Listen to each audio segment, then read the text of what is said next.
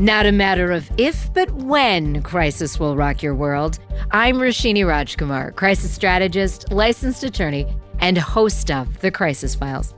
In each case file, we explore modern-day crises and try to define and refine our approaches. Jasna Burza is a war survivor turned trusted advisor to the world's top leaders in business, personal growth, and spirituality. She travels the globe speaking and guiding.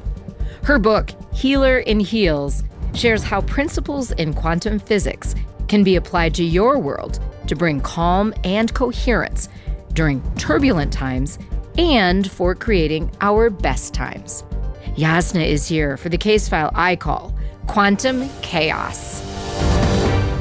All right, so first of all, we're going to get into a lot today, Jasna. If you can define this incoherence you are seeing today in the world.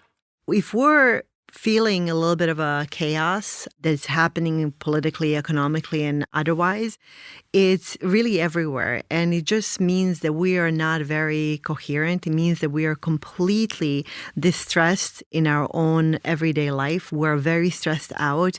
We are not focused on the things that really matters. Just feel like we're running around and we don't very often have the focus. We're losing our health. We're losing our connections, relationships. We're getting pulled into conversations that we don't want to be a part of. And all of that creates incredible amount of chaos, not just in our own life, but also globally. So we see it really right now, not just in our country, but in every single country of the world. From the smallest villages to the biggest cosmopolitan cities, there is a level of chaos that I think is very palpable by almost everyone today. Yes, and in a previous case file, we did talk with futurist Cecily Summers, who talked about how every 80 to 100 years, there really is a huge shift. It's a shift of the ages, and it doesn't just take a year to get through. It might take many years, if not a decade, to sort of get through that shift. We're definitely in that right now. What is so fascinating about your expertise is how it comes down right to the individual, and even more granular than that, the particles around us and in us. You taught me a term that I hope you can teach all the crisis filers, particle awareness. What does that mean? When I was doing the work and trying to understand why are we so incoherent, why are we falling apart? And my research started in 2020 when I saw perfectly reasonable, logical people really losing their cool. I'm like, well, there's something here. So the detective in me wanted to know, and a researcher. And I stumbled upon quantum physics, and I didn't get it at all. And I wanted to dig further. I read over 400 books in quantum physics. Wow. Because even after 200, I'm like, I know there's something here, but I have no idea what it all means. And only you would read another 200 more. Because I wanted to understand it. So I wanted to understand it and bring it back home for all of us. So what this means is that particles in subatomic world, they behave very, very interestingly. It means that they interact with our own consciousness. They behave differently when we look at them. So it's called the observer effect in physics. And what this means for all of us is that when we focus on something, we are turning the particles that normally behave kind of mischievous, kind of like waves. They're everywhere at the same time. It's very confusing. The moment we place our focus on them, they turn into an actual particle, into a thing. So this is fascinating for us because if we know that observation or human consciousness or thought turns something from a nothingness into a thing, that means that what we replace our focus and our attention is the thing that really manifests in our own life. Which gives us really a lot of power. Incredible amount of power, but we're a little bit undisciplined with that, kind of like toddlers just going from one thing to another, that very often we are bringing into our awareness things that we don't want to experience. So what we want to do is use this theory, use physics, and use now the knowledge of chaos, which is entropy in physics, kind of like all over the place, and use our thought to pull ourselves back into balance. So when we talk about the level of chaos in the world currently, are we responsible for that? As Minnesotans would say, you betcha. You betcha. And I'm sure other states have different ways of saying that too. But yes, so we are responsible. We most certainly are. This is a difficult thing for us to understand. And I think it goes back to I'm responsible for the things that are happening in my own life. We reject that. But the thing is, when a billion people are walking around completely incongruent, they're very stressed out, they're anxious, that is precisely what we're seeing on a global stage. And that spins. That spins. So why is that? HeartMath Institute is actually a pioneer. They've done decades of studies that when we're feeling very, very anxious and very stressed out in chaos, we're actually emitting a particular jagged waves around us that emit up to 9 feet around us. Wow. So right now, you and I are sitting and we're bumping into each other's energetic field. So if I came here and I had a really violent argument with someone, I was incredibly stressed out, you may not be able to know what was happening, but you would not feel good. I would feel that energy coming off. You would feel something is off, right? Because you've come into contact with people who are just enraged and you just feel like you need to go home and take a shower. Yeah. So what's happening is that we're going out there every day, we're stressed out, we're not finding our center, and we're bumping into each other's energetic donuts that are filled of anxiousness, rage about politics, anger, right? That energy can be measured in labs around the world. So we can measure it with precise technical instruments. What I love about this is the science explains that it's not just woo, woo, woo, I can feel energy, right? But it's actually measurable. And this means that we can take our own power and instead of polluting the world with the chaos and anxious energy, we can clean that up. It starts with us, and we are the ones that we have been waiting for. You are advising people all over the world, sports figures, world leaders. How do we find the anchor within? We could spend hours talking about this, I know, but what is the most basic or maybe the first step to finding the anchor within? Most important thing to do is to tune out the noise. So noise of the world in general, noise is information in physics. There's no space that's considered empty. Everything is information. And that information either brings well-being to us or incoherence.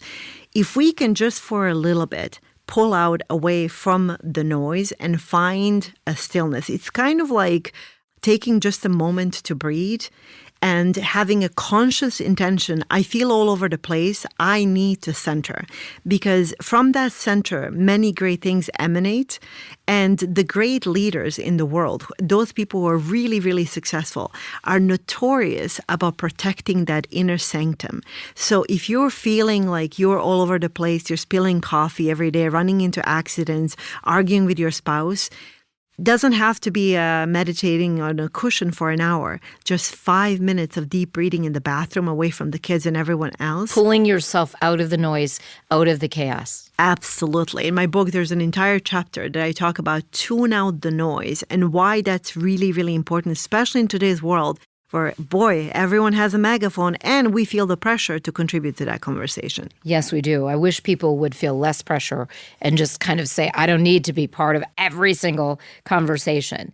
What is the difference between a collapsed wave and a directed wave? So you taught us about particle awareness, and there are these waves of energy out there. So what's the difference between the collapsed and the directed? I love this so much, and I'm going to bring it to home so it really is meaningful for all of us. So again, in the quantum world, what fascinates me, I think it addresses so much of what's going on in our world. Particles behave very differently. So the smallest particle right now that we know in the world, it's called the Higgs boson particle. And the discovery of it won the Nobel Prize in 2012 in Switzerland.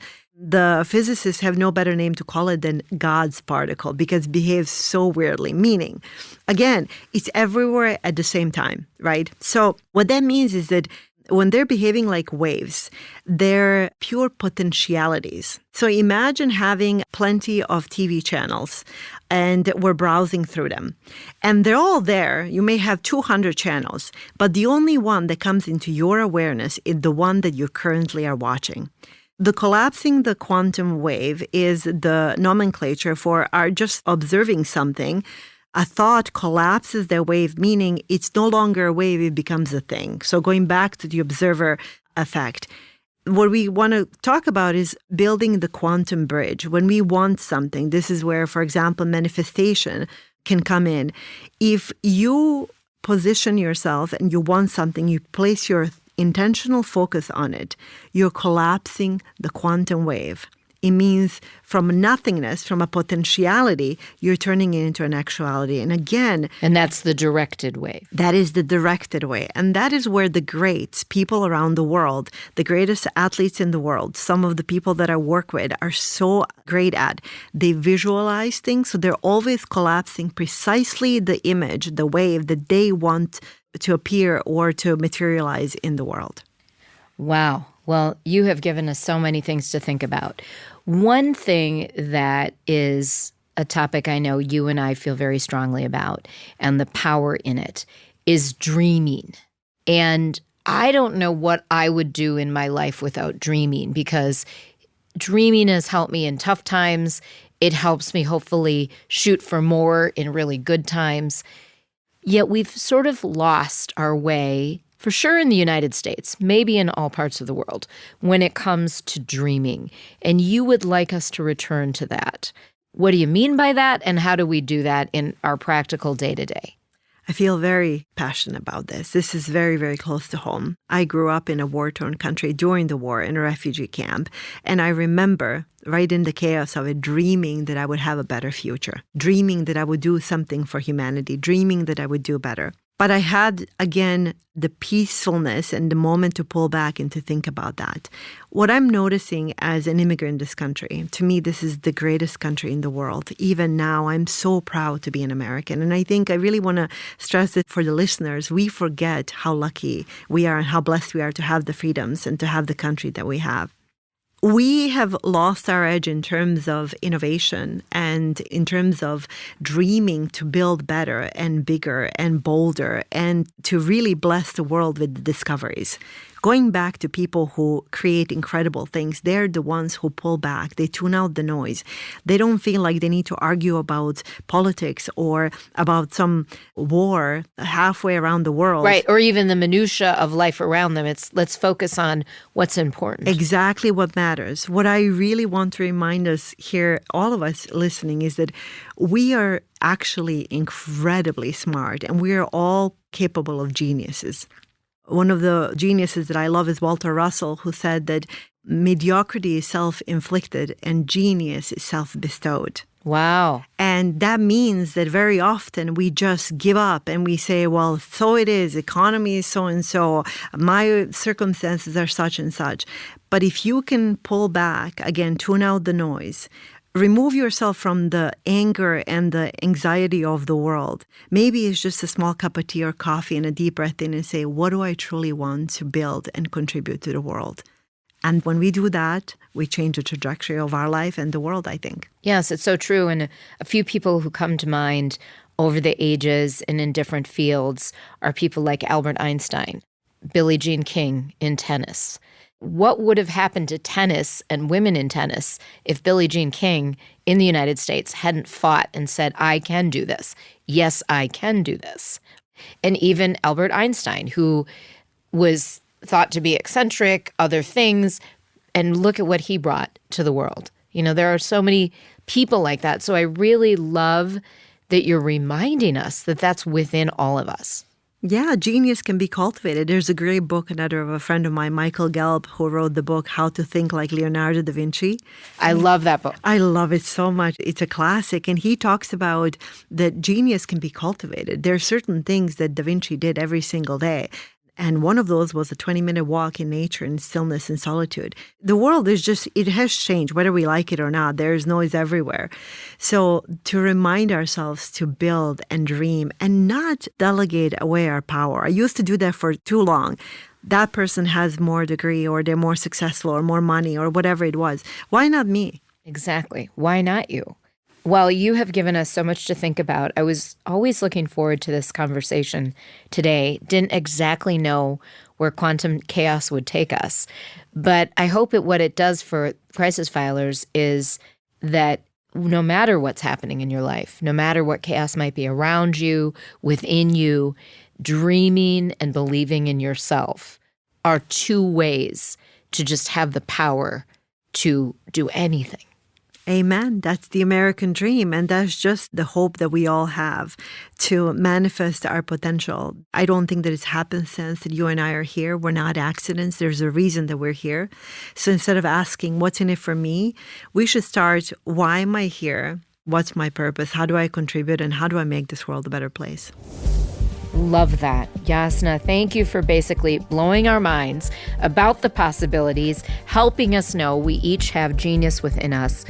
Connect directly with Jasna at jasnaburza.com. That's JASNABURZA.com. Today's case file is powered by Northwing Digital. Northwing Digital is driven by a simple mission: help businesses succeed. Guided by core values, trust through transparency, and GSD, get stuff done. Northwing specializes in SEO and paid digital ads that deliver measurable results, from Google search to paid social, strategies that help your business stand out and grow. Make your marketing dollars work harder. Visit northwingdigital.com to get started. Northwing Digital, your partner in growth. Rate, review, and subscribe to The Crisis Files on your platform of choice. Follow us on YouTube and Instagram at The Crisis Files. Go to thecrisisfiles.com to check out all 3 seasons of our library of case files. I'm Roshini Rajkumar. Join me next time on The Crisis Files.